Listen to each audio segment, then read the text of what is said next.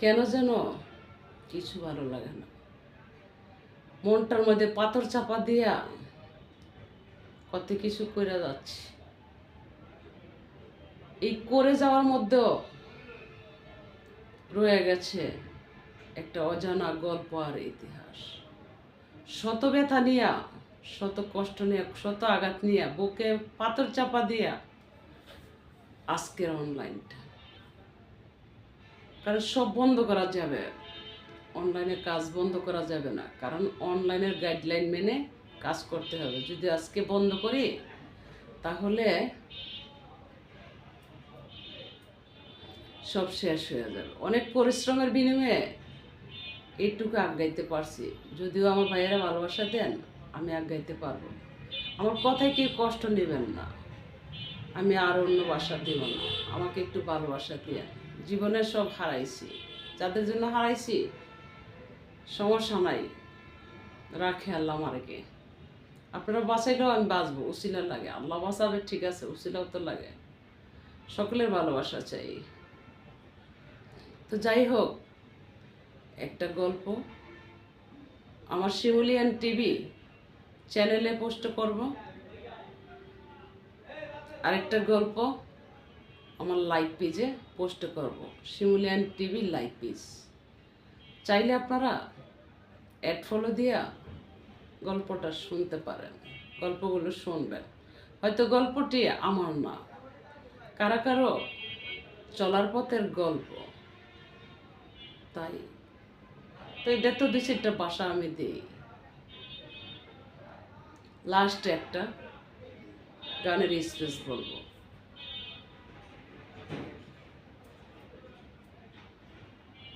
একদিন হঠাৎ করে মনে হলো যে আমি কোনো একটা জায়গায় যাই। মাথায় ভেনি করলাম,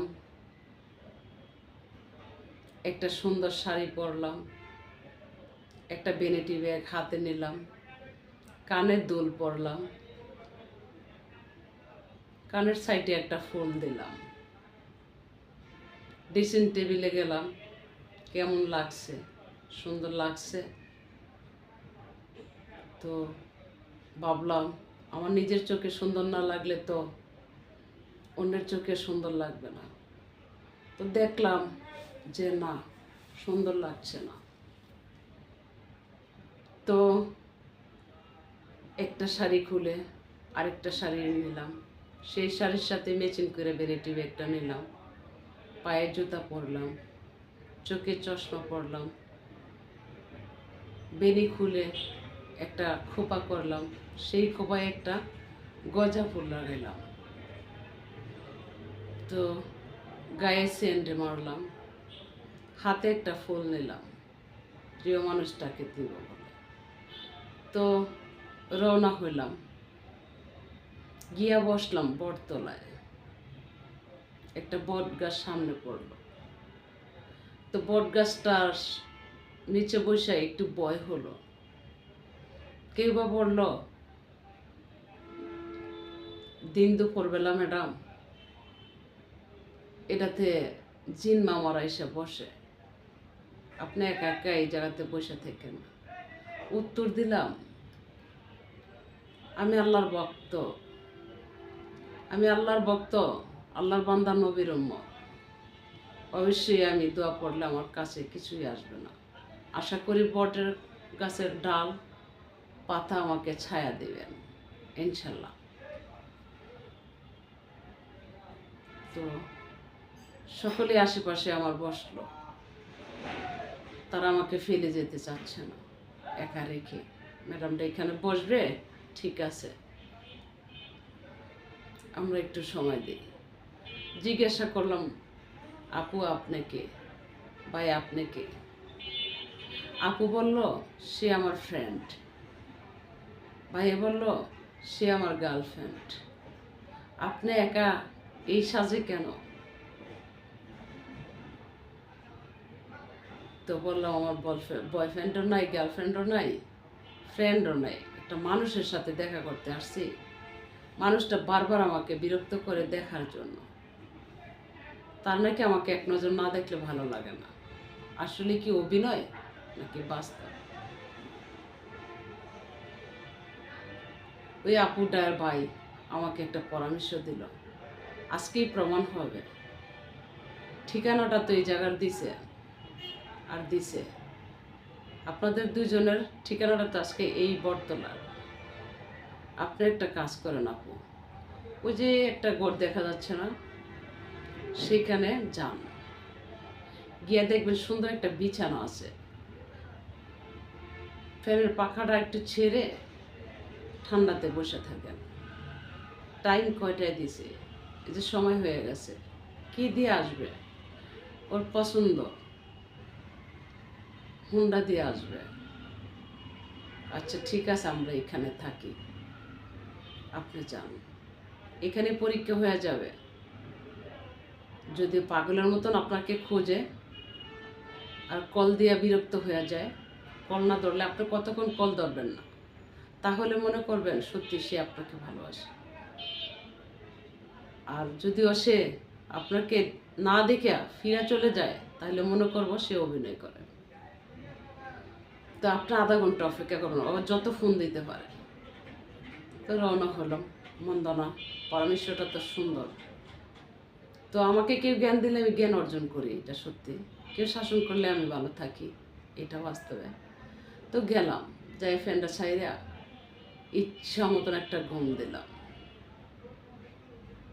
ঘুমায়া দেখি 22টা 24টা কল, অডিও ভিডিও সবটাই মেসেজ, আইরে মেসেজ। মেসেজের আর মনে হয় যে 2000 হবে, যে আধা ঘন্টার মধ্যে মনে হয় 2000 মেসেজ করছে নানান ভাষায়। আর কত তুমি আমার সাথে ছলনা করবে? একটা মানুষরা দেখা কি আমার অপরাধ? এই কি আমার কপালে ছিল?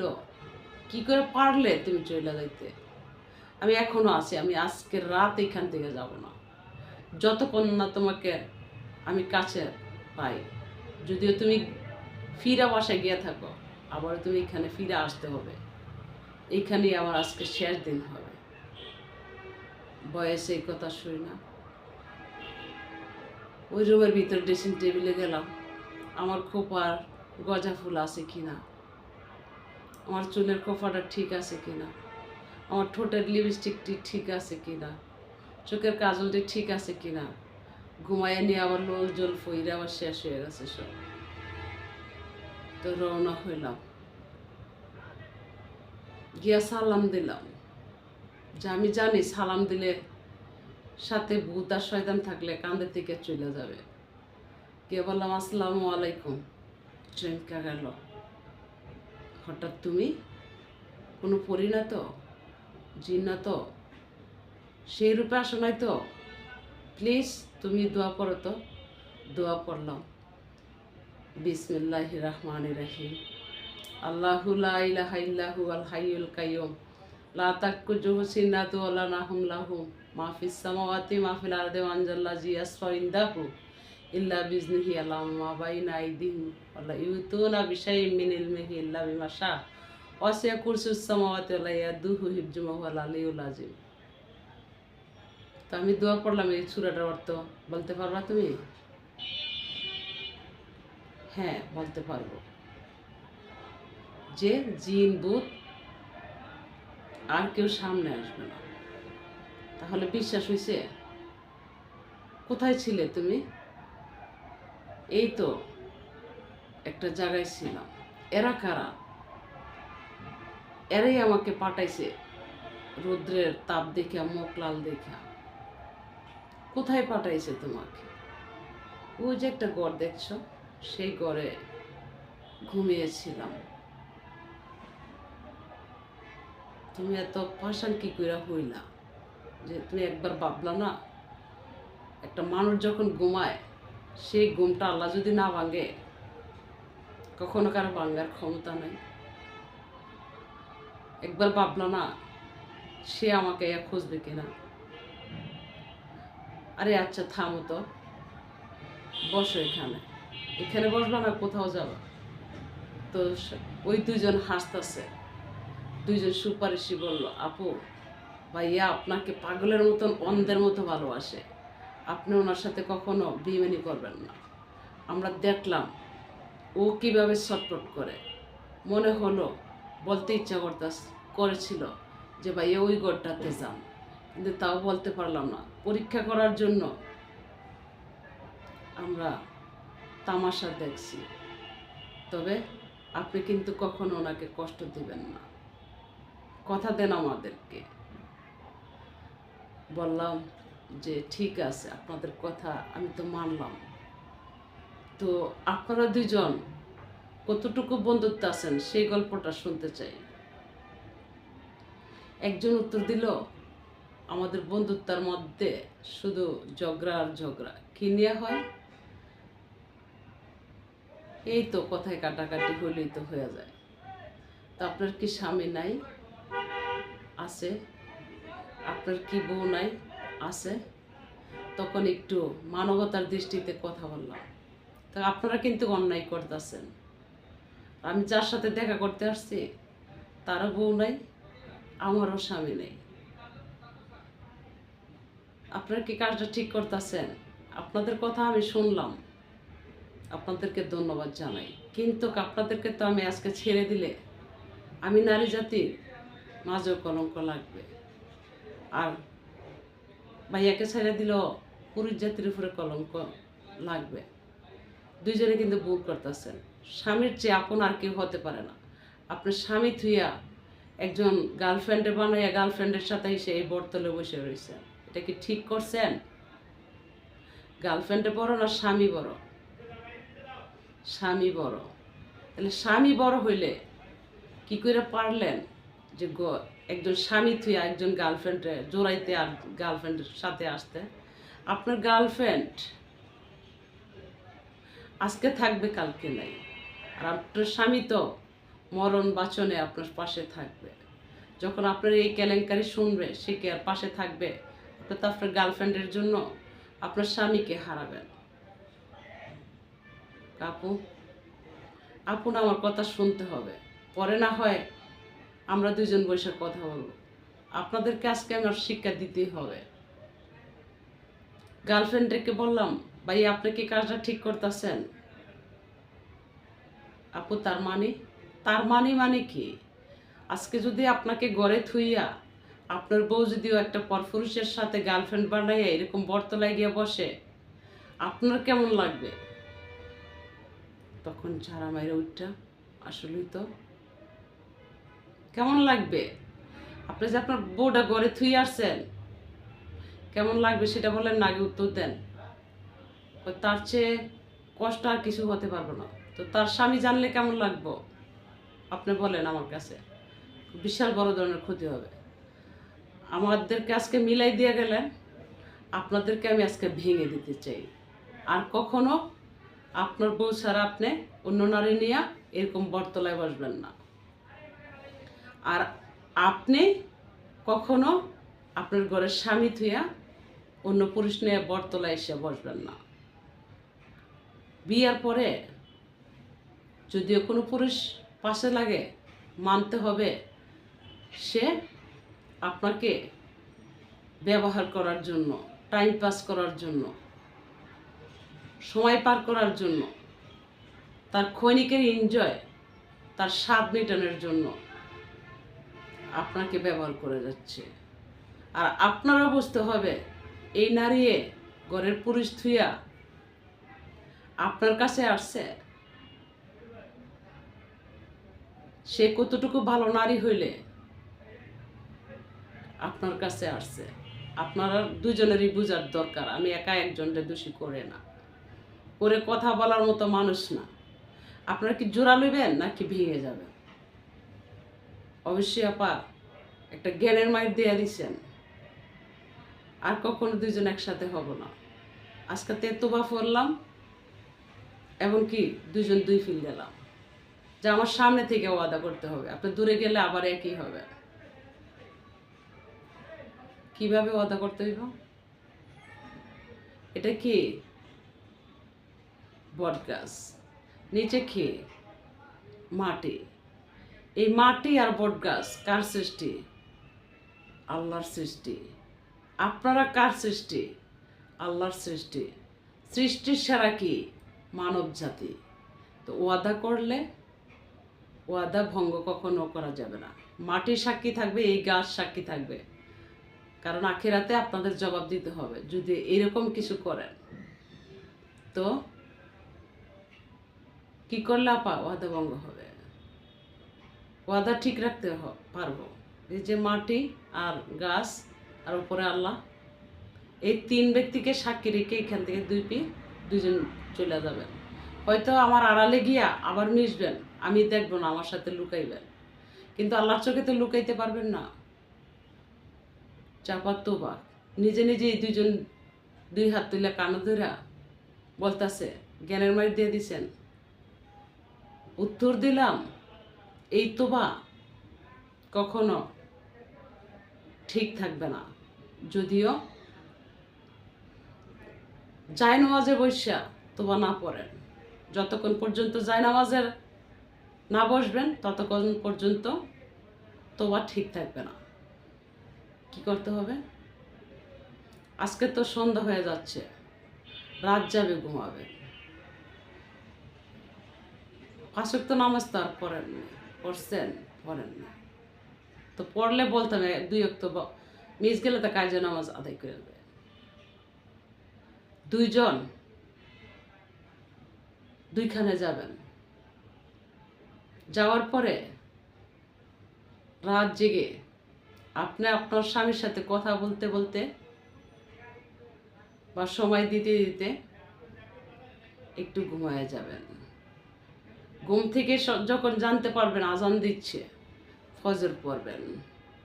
ফজর নামাজ পইরা খোদার কাছে তোবা পইরা বলবেন, হে আল্লাহ, আজকে আমি তোমার কাছে যত ভুল করছি ক্ষমা চাওয়ার জন্য বিছানায় পড়ছি, সেজদায় পড়ছি, তুমি আমাকে ক্ষমা করে দিও। আমার স্বামীর সাথে আমি অন্যায় করেছি, অবিচার করেছি, তুমি আমাকে কবুল করে নিও, যেন আমার স্বামীর সেবা মরার আগ পর্যন্ত আমি করে যেতে পারি।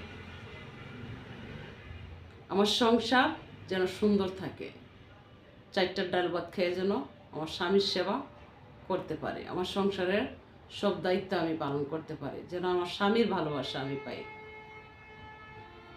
আর যা চাইবেন আল্লাহর দরবারে তাই পাবেন, যদি চাওয়ার মতো চাইতে জানেন। আপনার স্বামী অসুন্দর, আপনার স্বামীকে নিজ হাতে বসে সেলুনে গিয়ে চুল কাটান, যা পছন্দ হয়। আপনার স্বামীকে আপনি সাজাই তোলেন, সুন্দর সুন্দর শার্ট কিনে দিন, টি শার্ট কিনে দিন, সুন্দর প্যান্ট কিনে দিন, তাকে আপনি সেবা যত্ন করুন। দেখেন আপনি স্বামী কতটা সুন্দর হয়, তার চেয়ে বেশি সুন্দর হবে। তাহলে আল্লাহ আপনাকে ক্ষমা করবে, আপনার ওয়াদা ঠিক থাকবো। আর আপনিও সারাদিন তো গেছে, তো বাড়িতে যাবেন, যাইয়া 4টা ডাল ভাত বউকে নিয়ে সুন্দর মতন খাইয়া গল্প করতে করতে এনজয় করতে করতে দিবেন ঘুম।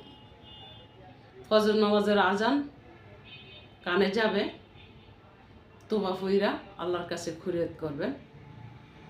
ওই আপুকে যেভাবে বলছি সেইভাবে আপনিও বলবেন যে আল্লাহ, আমার বউর সাথে আমি অন্যায় করছি, আমার বউ আমাকে অনেক ভালোবাসে। আপনার বউকে আপনার সুন্দরভাবে সাজিয়ে নেবেন, ওই নারীর থেকে আপনার বউ আরো সুন্দর লাগবে। গোয়াল ঘরে কিন্তু আয়নার বেড়া টাইস লাগাইলে কিন্তু সুন্দর হয়ে যায়, গরুর ঘরে ময়লা পরিষ্কার করে। আর মানুষ সাজালে তো আরো সুন্দর হবে। চেষ্টা করবেন স্বামী স্ত্রী একসাথে নামাজ পড়ার জন্য, পাক পবিত্র থাকার জন্য। সংসারে আয় উন্নতি হবে, মিল মহব্বতে সংসার সুন্দর হয়। আজকে আমাদেরকে 2 জন এক করে দিলেন, আর আপনাদেরকে ভেঙে দিতে হচ্ছে। এতে কি আল্লাহ আমার পাপ লাগবে? উত্তরটা আপনাদের কাছে চাই। অবশ্যই না। আমরা 2 জন আপনার জন্য দোয়া করব যতদিন বেঁচে থাকবো। আমার তো মনে হলো যে আপনাদের সাথে আমি অভিশাপের কাজ করছি। অবশ্যই না আপু, আপনি অভিশাপের কাজ করেন নাই, আপনি আমাদেরকে শিক্ষা দিয়েছেন। আপনি তো মহান একজন মানুষ, হয়তো ভাইয়া যেন আপনাকে কখনো কষ্ট না দেয়। আর সে তো আমার হবে না, আমি তো তার হব না। আমি টাইম পাস করতে আসি নাই। আমার সাথে এমন কোনো ওয়াদাবদ্ধ নাই, এমন কোনো তার সাথে আমার কোনো সম্পর্ক নাই। হয়তো চলার পথে দেখতে ভালো লাগে, বারবার করে বলে, রিকোয়েস্টে আসছি। তো দেখবো সে আজকে কি বলে, বারবার প্রতিদিন কেন ডেকে আনে, আজকে আমি শুনবো। যদি মনের মতো হয় তাকে আমি সম্মান করব, আর যদি মনের মতো না হয় তাকে আমি দূরে সরাই দেব। আপু, সব বিচারের মালিক তো আপনি, আর কি বলবো, বলার ভাষা নেই। তবু ভাইয়ার বলতেছে, ভাইয়া এই মানুষটাকে কাছে রাখার চেষ্টা করবেন। আর ভাইয়া বললে তো হবে না, আমার তো সময় নেই, আমার তো বয়স নাই। বয়সের সাথে বয়স পাল্টায়, সময়ের সাথে সব কিছু হয়। আপু, সময় কইরা নিলেই হয়। তো ঠিক আছে, আপনারা এবার যেতে পারেন, আমাদেরকে একা রেখে যান, কিছু কথা বলবো যা আপনারা শুনতে পারবেন না। ধন্যবাদ আপু, আসসালামু আলাইকুম। বেঁচে থাকলে দেখা হবে কোনো দিন। খোদা হাফেজ। তো গল্পটা এখানেই শেষ করলাম। বাইরের গল্পটা কেমন হয়, যদি ভালো লাগে একটা লাইক কমেন্ট করবেন। আমি আরও এমন কিছু গল্পের ভাষা আপনাদেরকে শোনাবো, হয়তো গল্প আমার না। আমি গল্পের ভাষা বলার জন্য কেউ কেউ দাবি করে লাইক কমেন্টে নাই, কারণ তাদেরকে বারণ করা আছে আমার লাইক কমেন্ট না করার জন্য। আর আমি আমার ভাইদের লাইক কমেন্টে চাই। যারা আমার গল্প দাবি করে তাদেরকে নিষিদ্ধ আছে, তাই আমাকে লাইক কমেন্ট করতে পারে না। তার জন্য আমার মনটাও কষ্ট হয় যে আমি গল্প বলবো, গল্পেতে তো রিয়াকশন পাই না, কষ্ট হয়। তো বলছিলাম প্রথম ভাষায় গল্পের শেষে একটা গানের সুর দেব।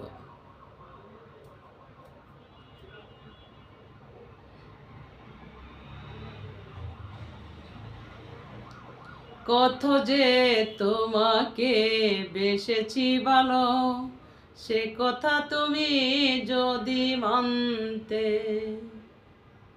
এই হৃদয় দিয়ে ভালো বাঁচতে, সে কথা কি তুমি জানতে। কত যে তোমাকে বেসেছি ভালো, সে কথা তুমি যদি জানতে। ওই দুটি কালো চোখ জলে ফুটে পদ্মা হাসলে